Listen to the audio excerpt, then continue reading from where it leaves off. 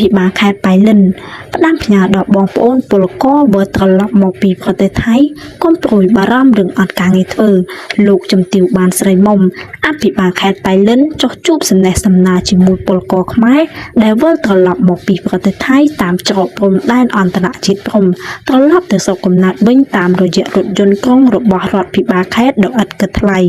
នេះបើយោងទៅតាមរដ្ឋភិបាលខេត្តប៉ៃលិននាថ្ងៃទី25នេះលោកជំទាវបានស្រីមុំបានបង្ហាញពីការណែនាំដ៏ច្បាស់លាស់និងជំហានរឹងមាំរបស់រាជរដ្ឋាភិបាលកម្ពុជាក្នុងការសម្រួលវិលត្រឡប់ដល់ពលករខ្មែរដោយផ្ដល់ជំនួយទាំងសងក្នុងការឆ្លងកាត់ព្រំដែនការស្នាក់នៅបណ្ដោះអាសន្នការហូបចុកការថែទាំព្យាបាលសុខភាពបឋមនិងដឹកជញ្ជូនបងប្អូនពីព្រំដែនត្រឡប់ទៅស្រុកកំណើតវិញដោយឥតគិតថ្លៃជាពិសេសស្វែងរកការងារក្នុងស្រុកជូនបងប្អូនពលករខ្មែរទាំងអស់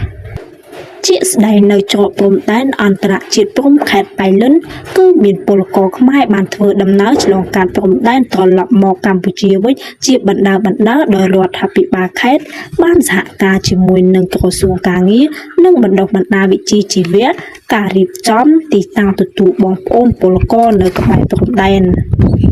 គួរបញ្ជាក់ថាបច្ចុប្បន្នកម្ពុជាខ្វះកម្លាំងពលកម្មជាង 70000 នាក់ហើយក្រសួងសេដ្ឋកិច្ចនិងហិរញ្ញវត្ថុក្រសួងស្ថាប័នពាក់ព័ន្ធទាំងអស់ក៏ត្រៀមលក្ខណៈក្នុងការជួយអន្តរាគមន៍ដល់បងប្អូនពលករវិលត្រឡប់មកពីប្រទេសថៃដោយសម្រួលជីវភាពប្រចាំថ្ងៃតាមកញ្ចប់អន្តរាគមន៍សេដ្ឋកិច្ចនិងសង្គមកិច្ចមួយចំនួនផងដែរជាមួយគ្នានេះសហគមន៍ធនាគារនៅកម្ពុជា